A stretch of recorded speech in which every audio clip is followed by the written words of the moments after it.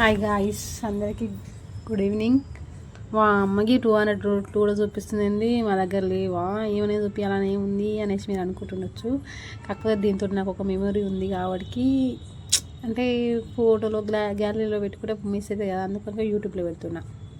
ఈ లోటు వచ్చేసి 2024లో మా ఆయన వాళ్ళ ఫ్రెండ్స్, మా పెద్దన్న, మా మామయ్య తోటి ఆంధ్రాకి వెళ్ళిండు. అప్పుడు అక్కడి నుంచి దొబ్బుకొచ్చిందంటే ఎత్తుకరాలేదు, ఆట ఆడడం వల్ల ఎట్లనో గెలిచి తీసుకొచ్చిండు.